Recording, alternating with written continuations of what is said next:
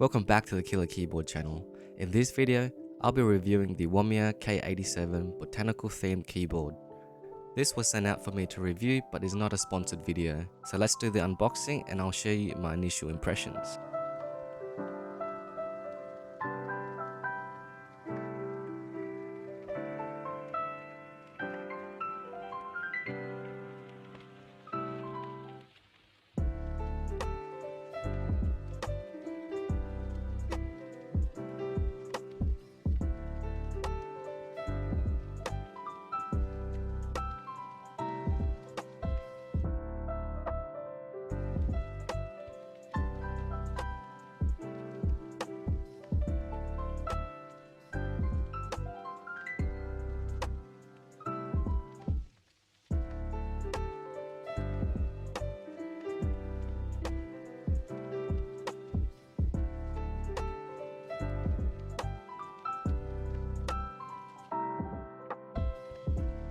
The case itself is made out of 3 pieces of acrylic that is translucent to allow light to travel through. This board is wired with the USB port being on the right side.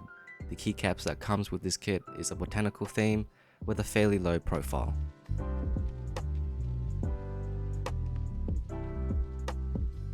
This is what it looks like compared to a GMK set. The material of this keycap seems to be like PBT and uses dye sublimation to print on the characters.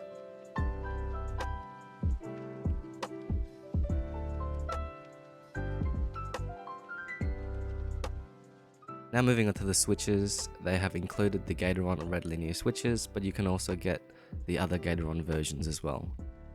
The PCB supports 5-pin switches that have north-facing sockets to allow RGB to be directly under the legend of the keycap if you wish to use shine-through keycaps. Important to note, this keyboard is not VIA compatible, but uses its own software, which I'll take a look later on. There are plate-mounted stabilizers included that need some tuning. And before we get into the sound tests, all my audio was ruined by this static sound, and I found out whenever I had the RGB on, my mic would pick it up. So I had to redo all my sound tests again with the RGB off.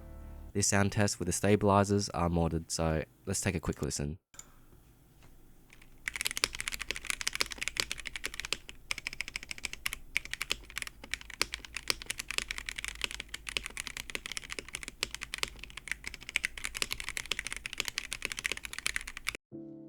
So, my initial impressions.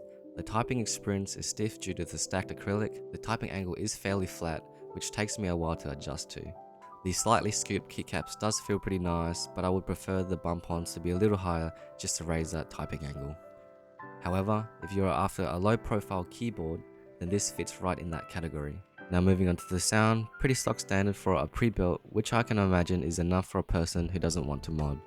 If you decide to change out the switches to some nicer linears, let's try out some ink blacks and hear how it sounds.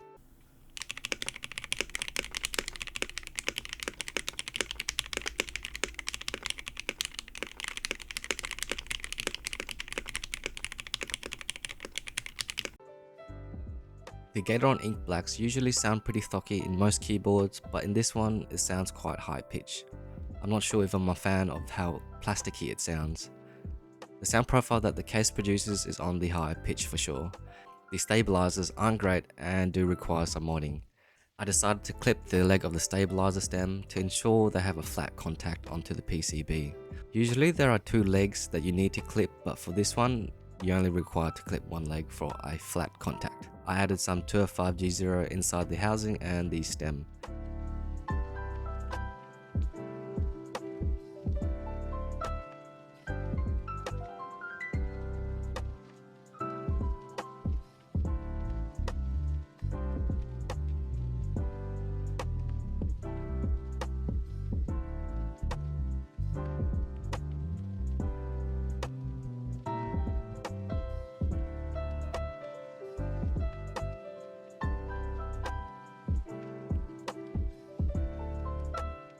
Next, I cut out some sports tape to make them sit tighter in the housings.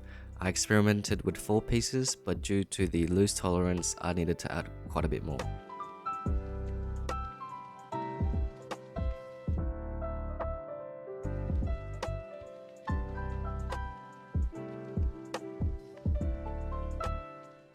The main attraction of this keyboard is definitely its looks.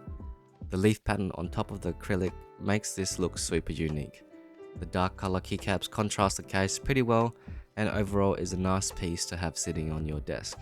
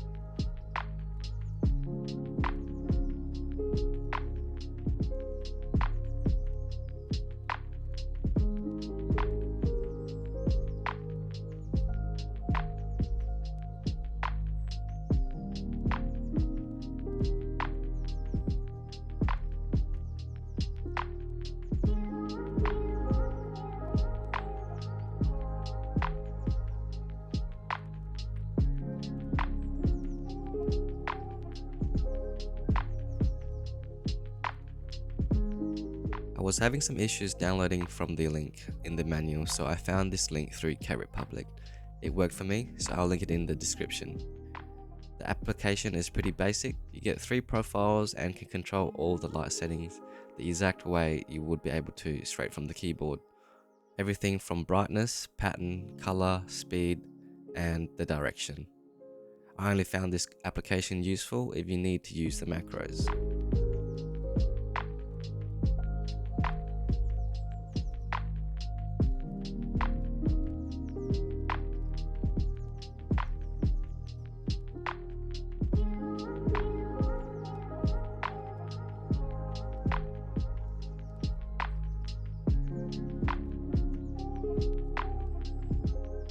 This keyboard is priced at 90 USD, and if you buy from the website, there is 15% off with free shipping over $50.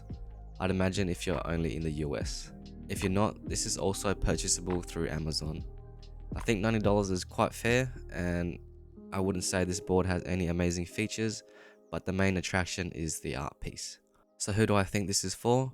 Well, if you're looking to get into the hobby and really like the way this board looks, then I would recommend it. It's hot swappable, it comes with everything you need, and has a fair price. The only dislike about this board is the stabilizers it comes with, but you can substitute that with some aftermarket stabilizers. What do you guys think about the Womier K87? I'll include a tape mod sound test towards the end, and that's all I have for this review. Thank you for watching, and I'll see you on the next one.